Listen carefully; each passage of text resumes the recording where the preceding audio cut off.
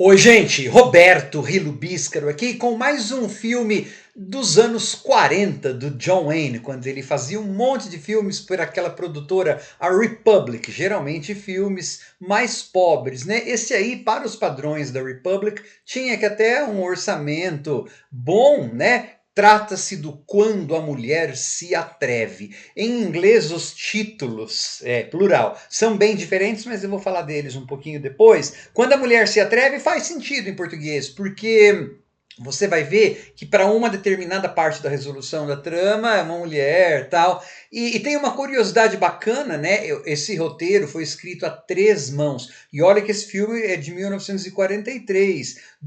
Quatro dessas, na verdade, as seis mãos, né? Quatro dessas mãos são mulheres, duas dessas roteiristas são mulheres, tá? Atualmente, meados de junho de 2025, esse filme encontra-se no catálogo do Telecine, mas deu muita raiva, porque a droga do filme enganchou. Chegou lá 30, 40 minutos, não ia para frente. Tive que acabar vendo no YouTube. No YouTube tem um monte de cópias em inglês, inclusive a versão colorizada. Eu evito, né? O filme é branco e preto, eu gosto de ver em branco e preto. Mas também tem uma versão dublada em português. Eu pesquisei para poder falar aqui no canal, de um canal chamado Bang Bang. Então dá para ver mesmo quem não assina o Telecine, tá? Esse filme, ele tem dois títulos.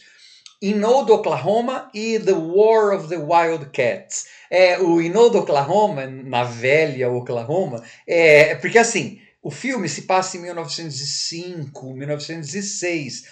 Oklahoma ainda não era um estado norte-americano, era um território. Oklahoma virou estado em 1907, inclusive, tá? Mas o que eu achei divertido é assim, 40 anos então se passaram, né? Menos, 40 anos. 1906 até 1943 e já falava assim, velha Oklahoma. É como se um filme de hoje falasse os velhos anos 80, né? E é outro, The War of the Wildcats, a guerra dos gatos selvagens. Wildcats era uma forma de se referir aos barões do petróleo. Em 1940, 1950, diversos filmes de western a respeito de descoberta de petróleo foram lançados, tá? Por exemplo, o mais famoso deve ser o Tulsa. Esse passava quando eu era criança, passava na sessão da tarde, depois foi para Record, Band e coisas assim. Este filme, né, Quando a Mulher se Atreve, é claro, ele não é um dos, tá longe de ser um dos grandes filmes do Duke, mas ele tem o seu charme. É aquele tipo de filme que eles jogavam um monte de coisa para ver o que colava. Então tem romance, e eu gosto desse tipo de romance, dessa época. Primeiro porque eu cresci vendo esse tipo de filme. E eu gosto do John Wayne, né? Mas é aqueles quando os casais se beijam, tem aqueles violinos bem agudos tocando. Eu gosto bastante. Tem um número musical, tem no final, o terceiro ato. Eu não vou dar muito spoiler, né? Embora esses filmes, a trama esteja cantada, né, gente? Mas assim, tem um monte de carroças transportando petróleo cru, então tem explosão. Você fala, nossa, como explodia fácil isso. Mas não tem problema, não. É um filme para passar o tempo. Provavelmente, gente que não tem problema com um pouco de enrolação, um ritmo às vezes um pouco mais lento, essa misturança de coisas, né? Romance com briga. Claro, tem uma briga de soco num salão, todas essas coisas que você espera de um western. Você pode vir a gostar desse filme também, que é coestrelado pela Martha Scott, mas não é a Martha Scott do Bebê Rena, não.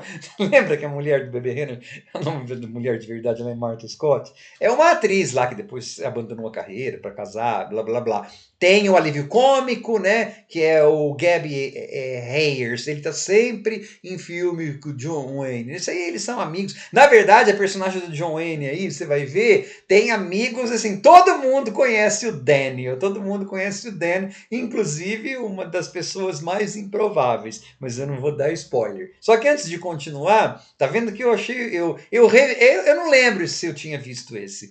Antes de continuar, gostaria de convidá-los a se inscreverem no canal Robertando, curtir os vídeos, compartilhá-los, agradeço bastante. Então, assim, começa com num trem, ou algumas pessoas que não tem nada a ver com a trama discutindo várias coisas interessantes, assim, colocando o filme nos trilhos, literalmente. Ah, se eu descobrisse petróleo, eu compraria um carro. Ou seja, está dizendo para gente que é a febre do petróleo que está substituindo, então, os cowboys, substituindo o gado, que agora não tem mais tanto negócio de cavalo, não é tão mais importante, compraria um carro, tá? E aí a gente conhece a personagem da Martha Scott. Ela é uma professora que acabou escrevendo um livro que é meio escandaloso. Esse livro depois não vai servir para nada. Esquece, isso é esquecido rapidinho. Só que isso é importante na trama, porque daí essa professorinha conhece um magnata de petróleo que vai ser o antagonista, né? Ele vai ser, na verdade, um dos vilões da trama. E olha, gente, a representação desse homem do petróleo, desse vilão na trama, é muito bem feitinha, tá? Ele não é um brucutu, burro e, sim, totalmente malvado. Não, ele é um homem que suave, culto, ele quer conquistar a moça que ele vai para a cama. O jeito que os diálogos nos anos 40 são estabelecidos, a gente precisa fazer bastante força para entender ou para supor que ela fica brava com ele depois, dá um tapa lá, porque ele quer papar ela, né? Papá-la. Mas era isso que ele queria fazer. Mas beleza, no começo do filme, essa moça, nossa, imagina, né, professorinha, porque ela quer ver o mundo, ela quer ir para, acho que é Kansas City, mas e ela quer ver tudo, então ela fica toda caidinha pelo Ricão, porque ele é suave, ele é elegante, e ele tem um vagão particular no trem, ó que rico, e ela quer ser rica, né? Pois bem, entra personagem do John Wayne, o Daniel, e olha que coisa legal, ele acaba entrando, invadindo, na verdade, o trem, bem no vagão em que era propriedade particular desse ricaço aí, porque o cavalo dele morrera. É claro, é um filme de segunda, mas é claro que isso tá assim, é óbvio, isso é um estratagema, né? Puramente do roteiro para que essa personagem consiga se juntar às outras, entrar no trem, blá blá blá. Mas considerando-se que isso se passa em 1906, quando a civilização estava adentrando e estava já deixando os modos de vida do Velho Oeste obsoletos, né? Isso é muito simbólico. O cavalo dele morreu e ele tem que tomar um trem. E aí então começa o relacionamento de gato e cachorro do John Wayne com do Daniel com a Cash, ela chama Catherine, e forma-se o triângulo amoroso. E é claro, né? O John Wayne ele é mais amigo dos índios, porque depois esse cara petroleiro e barão do petróleo, ele vai querer explorar petróleo nas terras dos índios e vai oferecer uma porcentagem muito baixa para eles de royalties, lá de participação. Claro que o John Wayne ofereceria mais, então os índios querem que o Daniel, o vaqueiro do John Wayne, participe disso aí, ele seja. Só que ele não sabe nada, mas aí a comunidade vai insistir para que ele vá fazer pesquisar, procurar petróleo lá junto com a comunidade. É um daqueles filmes que vão incentivar e incensar a iniciativa privada, aquela história. Foram os pequenos que construíram a grande nação norte-americana, blá, blá, blá, blá, blá. E é claro, vai haver então uma rixa amorosa entre esses dois personagens, vai haver uma corrida contra o tempo, porque para manter lá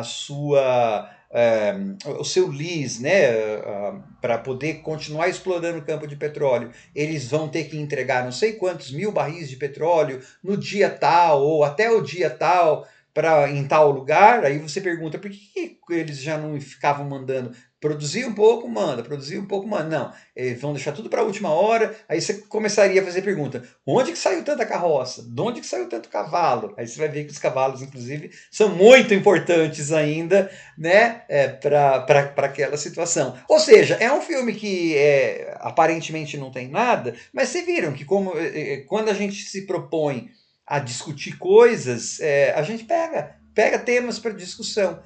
E é um filme bastante gostoso de ver, né? O John Wayne tá bem como par romântico, ele tá bem como as comédiazinhas, não é comédia corporal, slapstick e tal, porque eu não curto muito, e não é um filme tão ofensivo hoje em dia, eu acho, como o McLintock, né, que eu resenhei aqui, não lembro mais nem o nome em português, o McLintock, que ele pega e conserta, as mulheres são domadas, domesticadas, né? Porque é baseado na megera domada, através de palmada na bunda. Não, nesse filme aí as mulheres têm uma agência maior e as pessoas são simpáticas. O vilão é simpático e ele também não é um vilão assim, sabe? Que você vai, ele é um cara do petróleo que queria lucro no negócio dele. É claro que a gente vai ser pré-programado para torcer pro personagem do John Wayne, pro Daniel e para a comunidade. Por quê? Porque o outro já tinha forçado o beijo na Catherine, porque ele já era rico, porque ele não vai agir eticamente, mas nada assim que vá torná-lo alguém que merece, sei lá, ser morto, né? O Jason Voorhees voltar no tempo e matá-lo em forma slasher no filme western. Tô brincando, né, gente?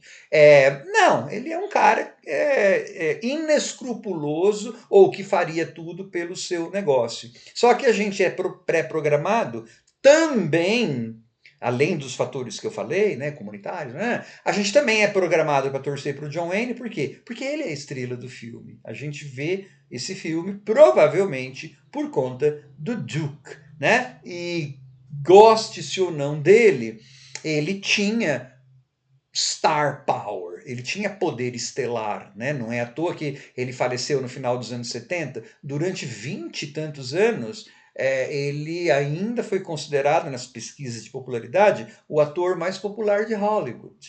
Né? Então, assim, alguma coisa ele tinha de bom. E ele tá bem, ele tá relativamente novo, é um Duke que não tá gordinho ainda, como a gente veria mais tarde. Então, assim, eu gostei bastante. Como digo, não lembro se vi, já tinha visto ou não. Tem número de balé, de cancan, né? Quando tinha esse número de cancan, eu falei assim, tá legal. É tudo feito como se fosse tudo natural, bonito. Eles estavam vendo, e era natural, era bonito mesmo. Mas assim, falei, imagina, naquele tempo, essas mulheres tinham status de prostitutas, né? Mas tudo bem, o filme não é uma discussão social. A gente pega temas, né, sociais, se a gente quiser, ou qualquer tema, né, que seja possível extrair desse filme, porque eles estão ali de alguma forma. Mas assim, é uma comédia romântica, é uma comédia romântica com aventura, com western, com coisa musical, um alívio cômico ainda bem domado, né, o Gabby Hayers. Ele, para mim, eu não gosto desse tipo de coisa, aquele velho.